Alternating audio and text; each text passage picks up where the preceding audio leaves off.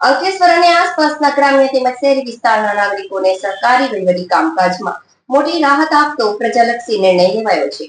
અંકલેશ્વર મામલતદાર કચેરી પરિસરમાં નવનિર્મિત અત્યાધુનિક જનસેવા કેન્દ્રનું ભવ્ય ઉદ્ઘાટન કરવામાં આવ્યું છે. ભરૂચના ધારાસભ્ય રમેશ મિસ્ત્રી અને જિલ્લા કલેક્ટર ડોક્ટર નવનાથ ગહાણેના હસ્તે આ કેન્દ્રનું વિધિવત લોકાર્પણ કરી પ્રજા માટે ખુલ્લું મુકાયું હતું. નવું જનસેવા કેન્દ્ર કાર્યરત થતા હવે સ્થાનિકોને વિવિધ પ્રકારના પ્રમાણપત્ર અને દાખલાઓ મેળવવાની પ્રક્રિયા વધુ ઝડપી, સરળ અને પારદર્શક બનશે. એક જ છત નીચે મળશે આ મહત્વની ડિજિટલ સેવાઓ. નવા શરૂ કરાયેલા જનસેવા કેન્દ્ર ખાતેથી અરજદારોને સિંગલ વિન્ડો સિસ્ટમથી સેવાઓ મળશે, જેમાં મુખ્યત્વે આવકના દાખલા, જાતિના પ્રમાણપત્રો, નોન ક્રિમિલિયર સર્ટિફિકેટ, રેશન કાર્ડને લગતી તમામ કામગીરી. વહીવટમાં પારદર્શિતા વધશે અને અરજદારોનો સમય બચશે.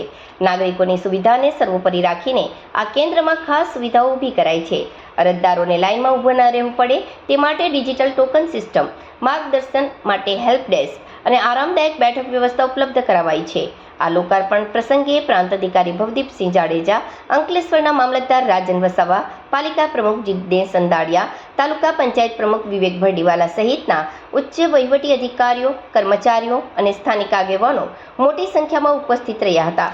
વહીવટી તંત્ર દ્વારા નાગરિકોને આ સુવિધાનો મહત્તમ લાભ લેવા અપીલ કરાઈ છે.